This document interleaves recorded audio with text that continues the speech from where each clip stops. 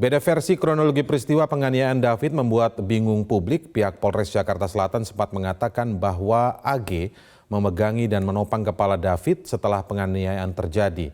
Namun saksi di lokasi, yaitu Ibu N, yang juga menghentikan penganiayaan mengatakan bahwa tidak ada satupun yang menolong ketika David tersungkur. Untuk membahasnya kita akan berbincang langsung dengan kuasa hukum saksi Ibu N, Muanas Alaidit, dan anggota Pusat Kajian Pemasyarakatan Poltekip sekaligus psikolog forensik Reza Indragiri. Assalamualaikum, selamat malam Mas Reza, Pak Muanas. Iya, selamat malam Mas Indra.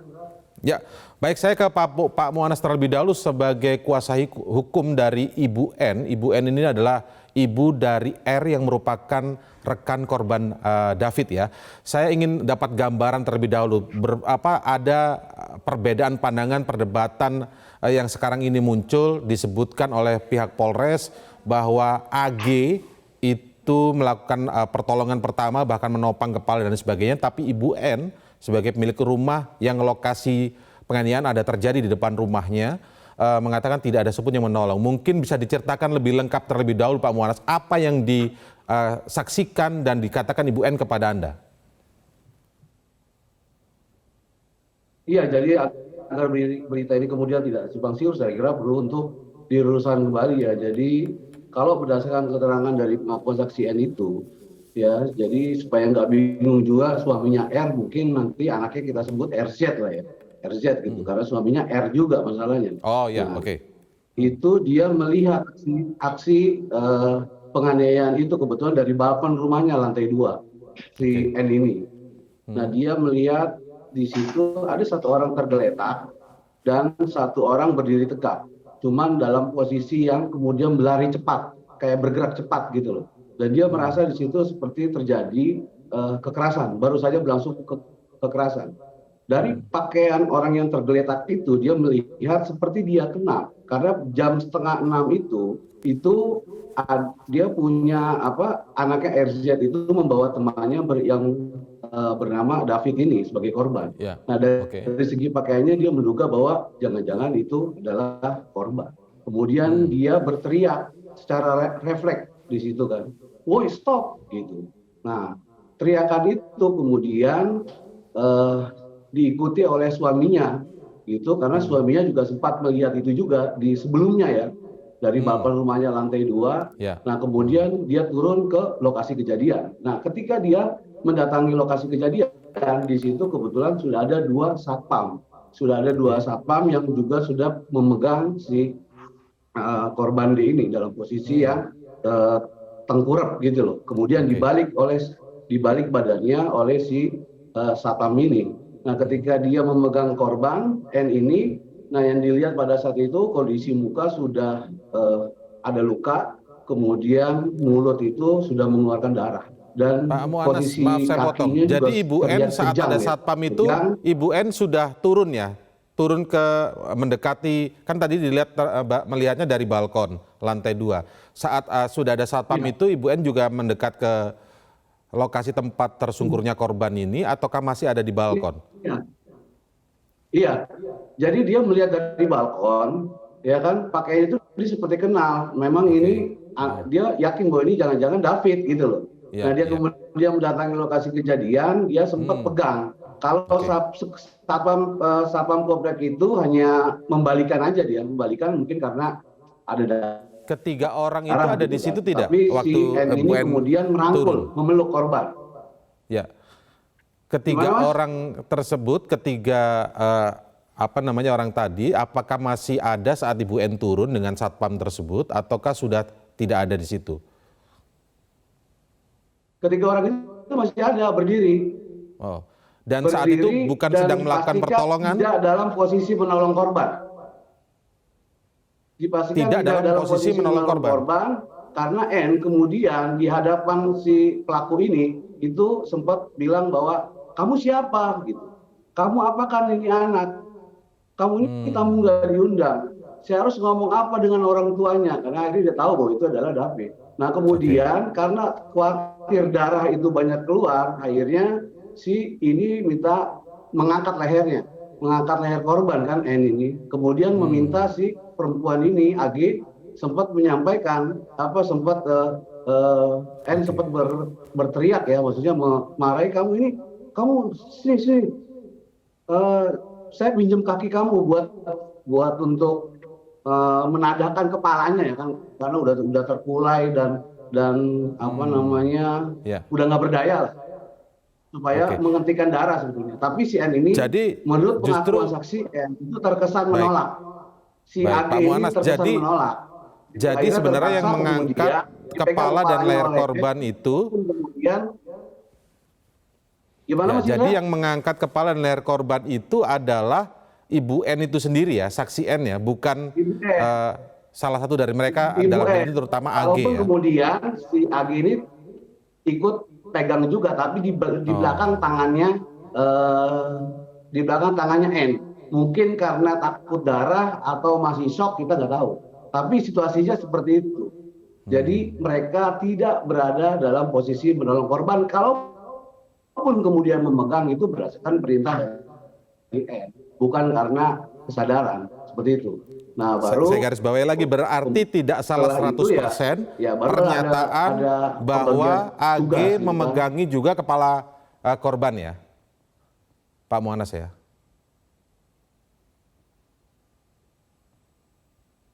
Oke, baik, ada masalah jaringan ya dengan Pak Muanas. Baik, saya beralih ke Bang Reza Indragiri. Bang Reza Indragiri, Anda menggarisbawahi dalam beberapa pernyataan Anda di berbagai media juga menyebutkan bahwa seberapapun peran dari seorang AG ini, ya, Bang Reza bisa dengar saya, Bang Reza? Saya dengar, Mas Indra, saya dengar. Oke. Baik, saya ke Bang Reza ya. Seberapapun peran dari seorang AG ini dalam kasus ini, maka tetap harus dijaga harkat dan martabatnya dan mengedepankan restoratif justice untuk AG. Mungkin bisa jelaskan lebih detail lagi, Bang Reza. Bagian yang pertama tepat, bagian yang kedua perlu sedikit diklarifikasi. Begini, dalam kasus ini ada korban usia anak-anak. Sementara tersangka pelaku ada dua, yaitu dewasa dan anak-anak. Kalau tersangka pelaku masih berusia anak-anak, kita sebut dia sebagai anak yang berkonflik dengan hukum. Undang-Undang Perlindungan Anak mengatakan bahwa ketika kita bicara tentang korban yang berusia anak-anak dan anak yang berkonflik dengan hukum atau tersangka pelaku yang juga berusia anak-anak, maka kedua belah pihak itu harus mendapatkan perlindungan khusus. Perlindungan khusus merupakan kewajiban sekaligus tanggung jawab yang harus diberikan kepada dua pihak tersebut dengan bentuk-bentuk perlindungan khusus yang sangat spesifik yang detailnya atau rinciannya ada di dalam undang-undang. Nah, kenapa kemudian saya mengatakan perlu kiranya juga untuk diupayakan restoratif justice?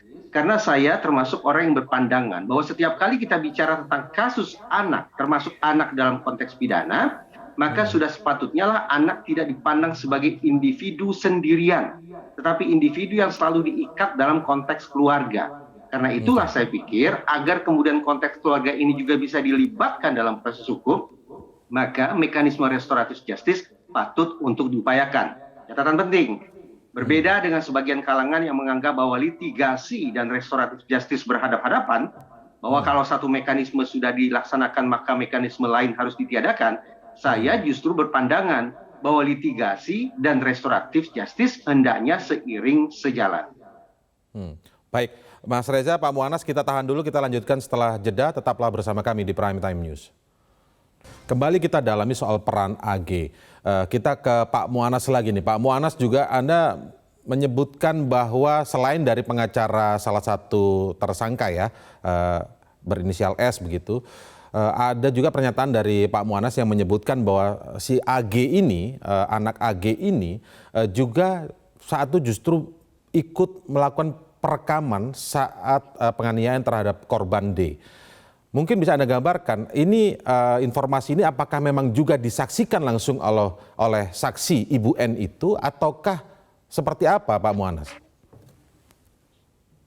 Iya, kalau masalah merekam itu saksi N tidak terlalu tahu persis ya. Tapi yang pasti karena pada saat itu kan dia hanya fokus kepada korban. gitu. Tapi kalau misalnya kita melihat potongan gambar yang beredar di media sosial, itu kan awalnya sempat direkam oleh S dan kemudian dioper alih ke AG.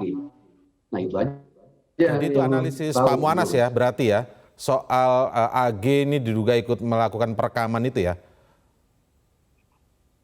Iya, kalau untuk An- rekaman nggak tahu Mas, saksi N itu kan, karena dia hanya fokus pada korban pada saat itu. Oke, nah di saat itu disebutkan juga polisi ini yang menyebutkan bahwa sejak pernah ada atau sempat ada upaya melakukan rekayasa di mana saksi dan waktu itu masih berstatus saksi ya tidak menyampaikan peristiwa apa yang sebenarnya. Artinya ada upaya rekayasa yang disebut saat itu skenarionya adalah perkelahian. Nah, apakah itu sempat terdengar atau diketahui oleh saksi N ini? Iya,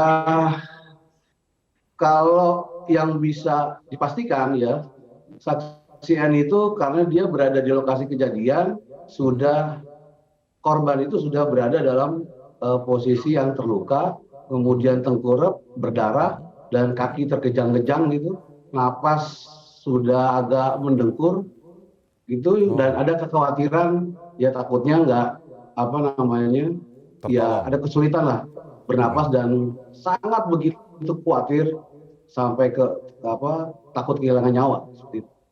Itu Pak aja Muanas, yang saya tahu. ya, Ibu N ini atau Kondisinya saksi N sangat ini mengenaskan, sempat Pak. sempat bercerita tidak dengan kepada Pak Muanas tentang ekspresi dari tiga orang tersebut? Ya ekspresi mereka itu seperti yang kalau kita lihat yang dua itu nampaknya shock ya, S dan AG itu ya, Oh, karena nggak menyangka apa yang dilakukan oleh pelaku M ya. Tapi kalau pelaku M ini itu sama sekali memang tidak ada merasa bersalah, bahkan masih berdebat gitu, masih berdebat dengan saksi N, merasa bahwa apa yang dilakukan itu benar karena dianggap melakukan pelecehan terhadap adiknya. Jadi AG ini dianggap bukan pacarnya pada saat itu, dianggap adiknya gitu. Walaupun nggak jelas juga masalahnya apa. Dia cuma mengatakan oke. bahwa dia melakukan pelecehan terhadap adik saya, gitu-gitu. Nah kemudian dia tetap maksa untuk keluar komplek, tapi dilarang sama security kompleks sehingga kemudian terjadi perdebatan karena saksi N dan R itu minta agar menunggu polisi sampai datang. Jadi masih ada upaya dari pelaku M ini menantang ya, mana polisinya? Seperti itu. Nah itu juga kemudian tergambar kan, ketika ada potongan video melakukan kekerasan, dia tidak takut Ya, dilaporkan polisi, dia tidak takut mati, ya masih ada arogansi-arogansi seperti itu yang ditemukan pada oke. saat saksi N dan suaminya ini R berada di lokasi kejadian. Seperti itu. Oke, saya garis bawahi tadi ada ekspresi shock dari dua lainnya yaitu AG dan S begitu kan. Dan sempat terjadi perdebatan begitu Pak Muanas antara dua orang ini dengan apa namanya salah satu pelaku. Yang kedua ini diam aja, shock, pucat gitu. Kalau Oke. pengakuan saksian ya, seperti Ya. kaget aja dia karena tiba-tiba itu diketahui orang kan dan tiba-tiba ramai kan berdatangan. Ya, ya. Jadi selain ada security dua orang datang yang sudah hitungan detik ya sebelum Baik. saksi N dan suaminya ini datang ke lokasi, kemudian bergelombang ada satpam datang lagi Baik. dua hampir sekitar 6 orang satpam lah Ya. yang Oke. ada di lokasi kejadian, akhirnya jadi ramai seperti itu. Oke, baik, saya ke Bang Reza sekarang. Bang Reza, ini kan polisi juga menyebutkan ada sempat ada keterangan-keterangan yang berubah-ubah atau keterangan yang tidak sesuai dengan kejadian aslinya. Artinya disebutkan sempat ada upaya merekayasa kasus seolah-olah ini perkelahian begitu. Ini jadi saya teringat, apakah memang dengan cerita tadi Pak Muanas bahwa ada ekspresi yang pucat dari dua yang lainnya tadi itu, apakah ini memang ada relasi kuasa juga dalam konteks kali ini dari antara pelaku yang melakukan penganiayaan dengan dua lainnya yang diajak itu? Yes, kalau deskripsi situasinya sedemikian rupa, maka memang masuk akal bahwa kemudian teori relasi kuasa kita coba terapkan dalam kasus ini. Tetapi bagi saya adalah hal yang lebih mendasar adalah bagaimana kita menakar kualitas keterangan yang diberikan oleh para tersangka pelaku maupun para saksi sendiri. Kenapa? Karena agar penyidik bisa menyusun BAP yang berbobot atau berkualitas, penyidik akan mencari informasi yang akurat dan lengkap. Persoalannya adalah informasi akan diberikan secara lengkap dan akurat apabila situasinya memang ideal. Ideal dalam pengertian tenang, tidak memunculkan ketakutan, dan sudah diperkirakan sehingga para saksi sudah bisa mempersiapkan diri mereka tentang apa yang akan mereka saksikan dan apa yang mereka ceritakan. Nah, faktanya adalah peristiwa yang kita perbincangkan ini bukanlah peristiwa yang menyenangkan. Dan saya berpikiran tidak ada orang atau sebagian orang di TKP itu barangkali tidak menduga sama sekali akan ada terjadinya tindakan penganiayaan yang sedemikian keji. Karena itulah, karena tidak terantisipasi dan peristiwanya juga tidak menyenangkan, maka masuk akal kalau para terperiksa mengalami penurunan kualitas ingatan, sehingga informasi yang mereka berikan tidak lagi utuh, tidak lagi akurat, melainkan terfragmentasi alias pecah di sana, pecah di sini, dan terdistorsi, berbelok ke sana, banting setir ke sini. Oke, baik, kita tunggu nanti perkembangan seperti apa proses penegakan hukum dari kasus ini. Terima kasih Bang Reza Indragiri, Pak Muanas Alaidit atas waktunya di Prime Time. Selamat malam. Assalamualaikum.